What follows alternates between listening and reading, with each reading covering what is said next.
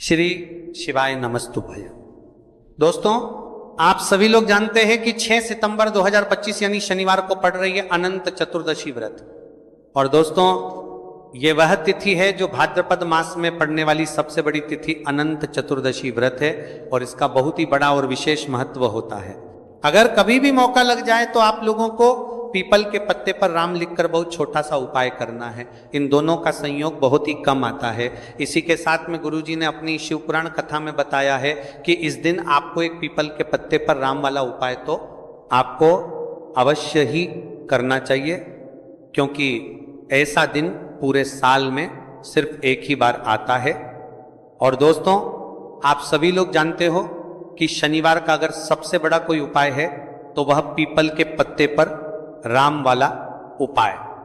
तो दोस्तों, शनिवार अनंत चतुर्दशी के दिन इस पीपल के पत्ते पर राम लिखकर बहुत छोटा सा उपाय करना है। बहुत सारे लोग होंगे जिन लोगों ने इस उपाय को ना किया हो, मतलब पूरा साल निकल गया, उन्होंने किसी भी दिन इस पीपल के पत्ते पर राम वाला उपाय को ना किया हो। पर दोस्तों, आपके पास एक पहला मौका बचा हुआ है, जो कि 6 सितंबर 2025 शनिवार अनंत चतुर्दशी के दिन है।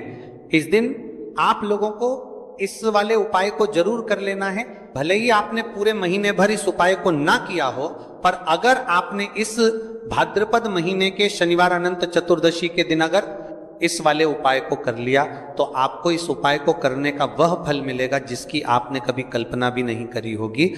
इसीलिए आप लोग इस वाले उपाय को एक बार जरूर कर लेना है, ताकि आप लोगों के हाथ से ये मौका ना जा सके और आपको इस उपाय को करने का फल मिल सके।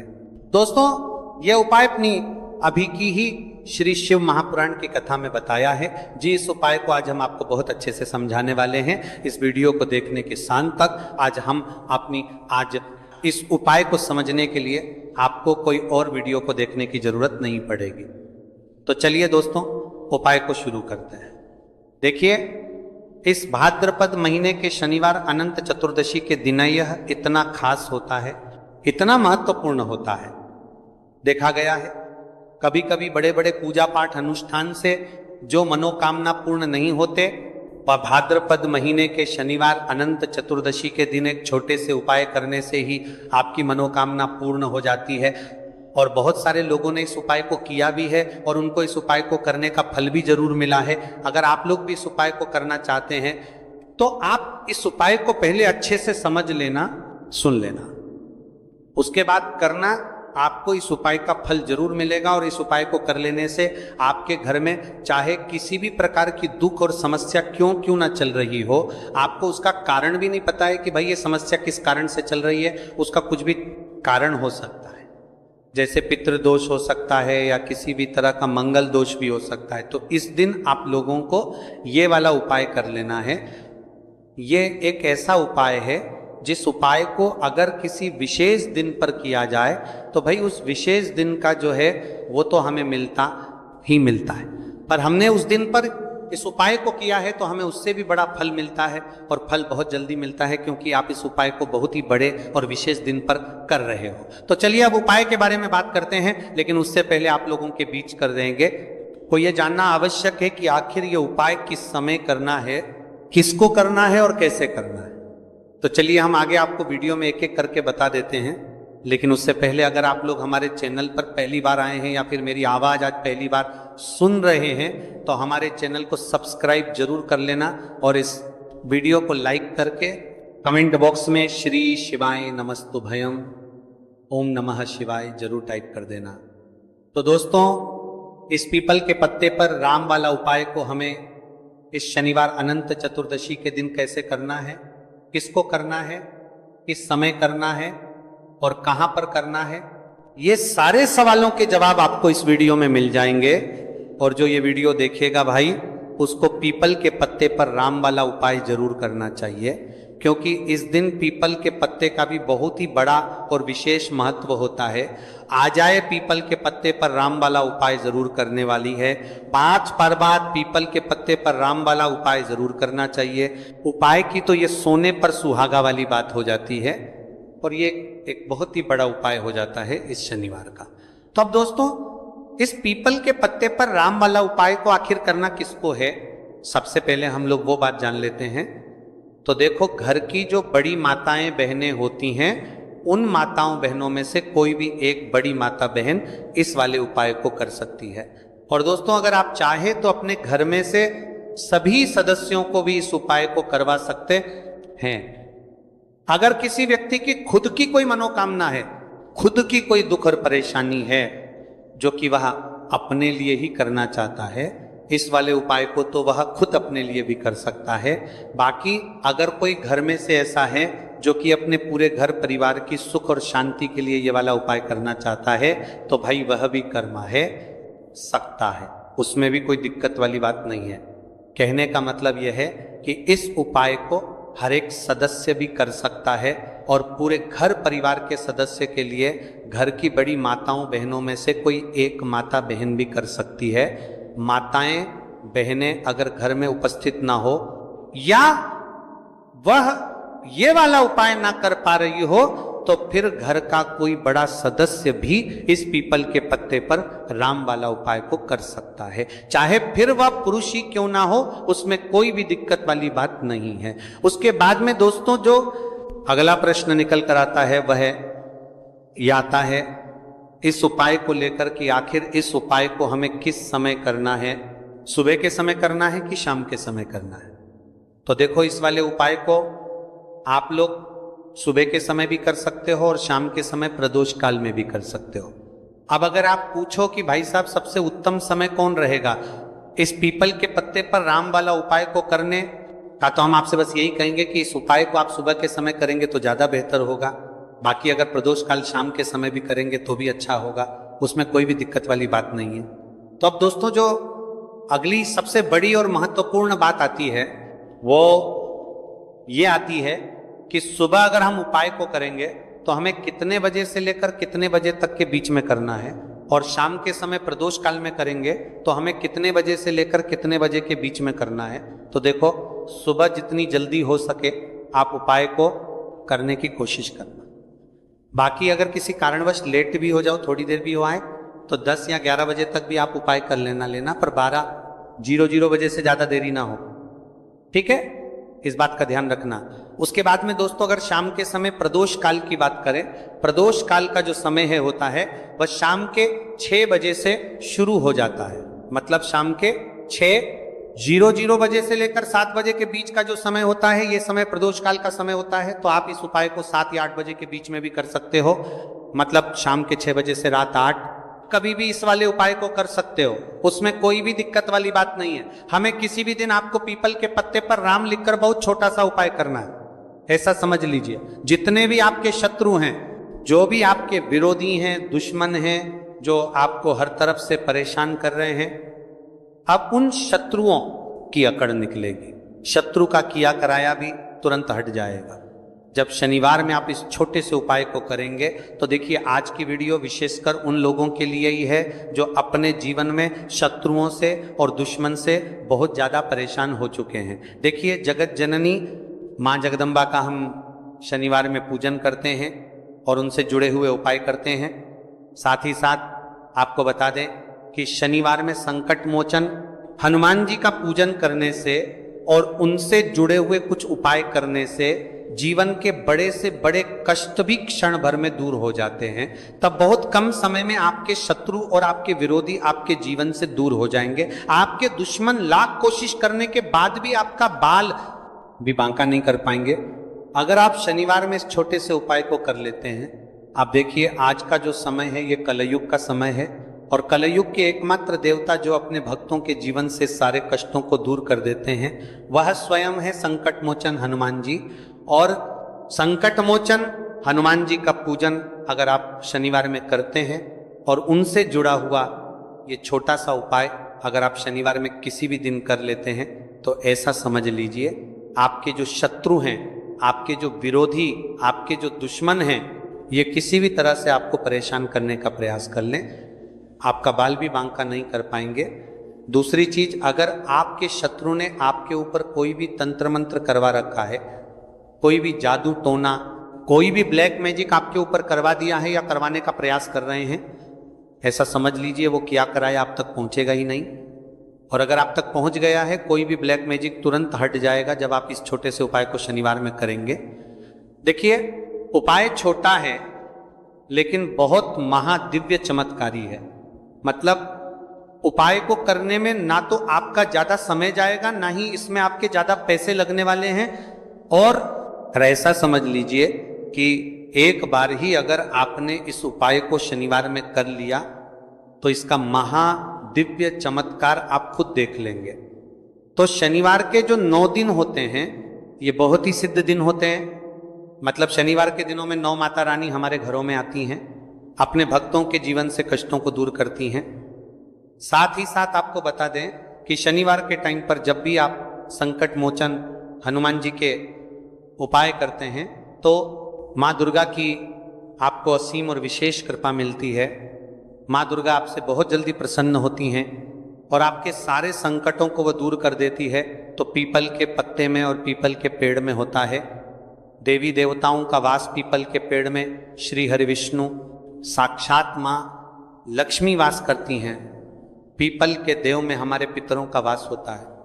पीपल का जो पेड़ होता है इसका पूजन करने से शनिदेव की कृपा, उनका आशीर्वाद मिलता है। और पीपल का पत्ता जो है, इसका उपाय शनिवार में करने से व्यक्ति के जीवन से बड़े संकट और कष्ट दूर हो जाते हैं, जिसमें कि शत्रु और आपके दुश्मन जो हैं ये पूरी तरह परास्त हो जाएंगे, चारों खाने चित हो जाएंगे और कभी भी आपका कुछ नहीं बिगाड़ पाएंगे। अगर ये उपाय आप करते हैं तो देखिए, ये उपाय स्त्रियां भी कर सकती हैं, पुरुष भी कर सकते हैं। किसी भी दिन आप इस उपाय को कर सकते हैं, ठीक है ना। इसमें दिन आपको नहीं देखना है कि किस दिन करें, जिस दिन आप चाहा उस दिन इस उपाय को आप कर सकते हैं। तो शनिवार अनंत चतुर्दशी के दिन आपको पीपल का पत्ता तोड़ना नहीं है, उससे एक दिन पहले ही तोड़कर आप पीपल का पत्ता ले आए, या गिरा हुआ जो पत्ता होता है पीपल का वो आप ले लें, ठीक है ना। बस इस चीज का आपको ध्यान रखना है कि शनिवार अनंत चतुर्दशी के दिन पीपल के पेड़ से कोई भी पत्ता हम नहीं तोड़ते हैं। इस चीज का आपको विशेष ध्यान रखना है। तो आपको लेना हो है पीपल का एक पत्ता और शुद्ध जल से उसे साफ कर लेंगे पहले, जिससे कि धूल मिट्टी अगर पीपल के पत्ते पर हो तो वो हट जाए। फिर गंगा जल का थोड़ा सा छिड़काव यानी थोड़ी सी छींटे आपको इस पीपल के पत्ते पर मारनी है और इस पीपल के पत्ते को फिर कपड़े से पोंछकर आपको साफ कर लेना है, बिल्कुल सुखा लेना है। अब आपको लेना है थोड़ा सा सिंदूर, जो केसरिया वाला सिंदूर आता है जो हम संकट मोचन हनुमान जी को चढ़ाते हैं, वह केसरिया सिंदूर आपको लेना है। थोड़ा सा जल डाल के से गीला कर लेंगे और इसी सिंदूर से इस पीपल के पत्ते पर आपको भगवान राम का नाम लिखना है। अब किससे लिखेंगे? माचिस की तीली ले सकते हैं, उससे लिख सकते हैं। किसी भी तरह से आपको भगवान राम का नाम इस पीपल के पत्ते पर लिखना है। लिख लिया। एक आपको चमेली के तेल का या सरसों के तेल का दीपक तैयार करना है और एक कोई भी आपको लेनी है मिठाई में यहाँ पर आप बूंदी का प्रसाद ले सकते हैं, बेसन का लड्डू ले सकते हैं, और अगर आप इमरती ले लेते हैं तो ये और भी उत्तम है। देखिए, इमरती का जो भोग होता है ये संकट मोचन हनुमान जी को बहुत ज्यादा प्रिय है। अब ये सारी चीजें लेकर आपको जाना है संकट मोचन हनुमान जी के मंदिर में। तो देखिए, सबसे पहले आपको संकट मोचन हनुमान जी के सामने ये दीप प्रज्वलित करना है जो आप लेकर के गए हैं। चाहे आपने चमेली के तेल का दीपक तैयार करा है या सरसों के तेल का, सबसे पहले दीपक आप जला देंगे और दीप जलाने के बाद आपको जो पीपल का पत्ता आप लेकर के गए थे वह पत्ता आपको संकट मोचन हनुमान जी को अर्पित करना है, वहां चढ़ाना है। और जो भी भोग में आप लेकर के गए हैं, चाहे आपने बेसन के लड्डू लिए, बूंदी का प्रसाद लिया या फिर इमरती, जो भी कुछ आपने लिया है उसका भोग लगाना है। और संकट मोचन हनुमान जी से आपको प्रार्थना करनी है कि हे जगत का कल्याण करने वाले संकट मोचन हनुमान जी, संकटों को हरने वाले मेरे जीवन से शत्रु और दुश्मनों को भी दूर कर दीजिए। शत्रु का किया कराया तंत्र मंत्र सब कुछ हट जाए, ऐसी कृपा मुझ पर कीजिए। इस तरह से आपको प्रार्थना करनी है और 108 बार जय श्री राम, जय सीताराम, जय श्री राम, जय सीताराम, जय श्री राम, जय सीताराम, इस तरह से आपको जयकारा लगाना है। क्योंकि भगवान राम का नाम संकट मोचन हनुमान जी को सबसे ज्यादा प्रिय है, तो जयकारा लगा देंगे। और देखिए, अगर एक बार हनुमान चालीसा पढ़ पाए तो आप एक बार हनुमान चालीसा ऐसा ऐसा जरूर पढ़ें, ठीक है ना। ज्यादा बार नहीं तो एक बार जरूर पढ़ें। जयकारा तो आपको बिल्कुल से लगाना है। और इस छोटे से उपाय को किसी भी दिन कर लीजिए, सुबह कर लीजिए, शाम को कर लीजिए, और किसी भी दिन, जैसे शनिवार की तिथि जो होती है ना, ये बहुत बड़ी होती है, आप उस दिन भी इस उपाय को कर सकते हैं, जरूर से करें।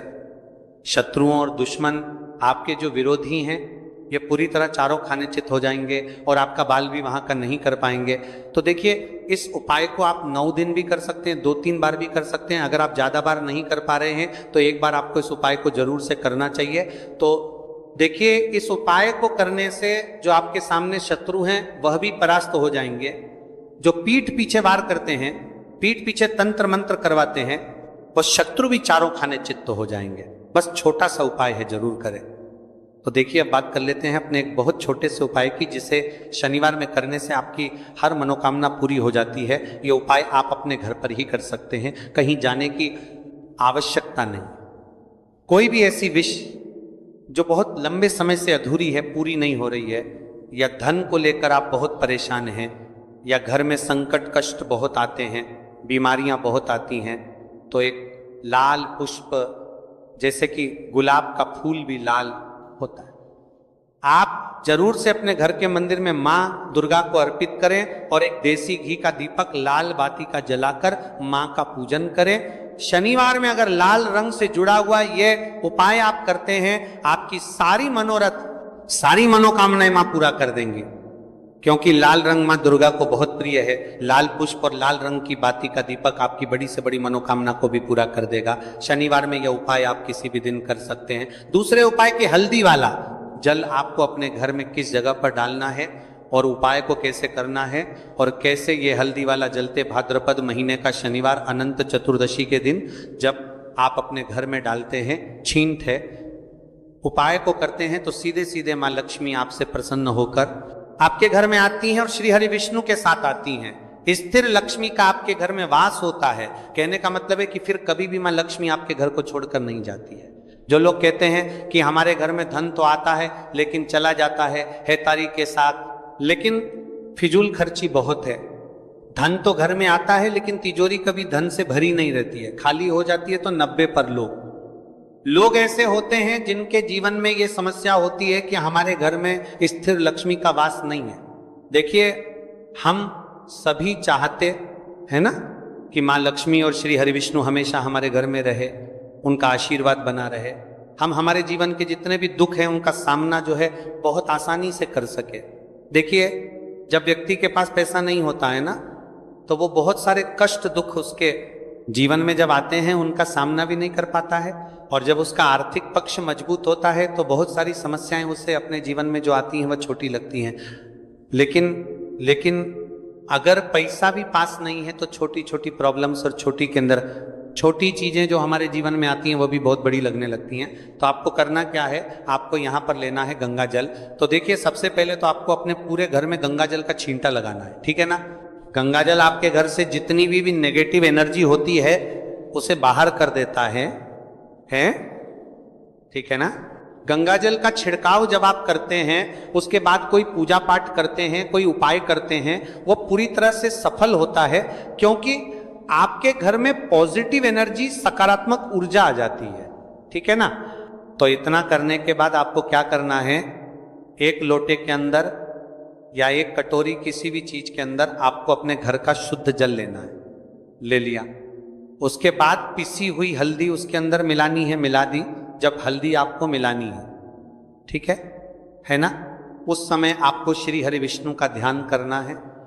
श्री हरि विष्णु से प्रार्थना करनी है कि मेरे घर में धन बढ़े और कभी भी मेरे घर की जो सुख समृद्धि है उसमें कमी ना आए, ठीक है ना। जब आप जल मिला लेंगे उसके बाद आपको तुलसी का एक पत्ता लेना है। तुलसी का पत्ता पहले ही तोड़ लें।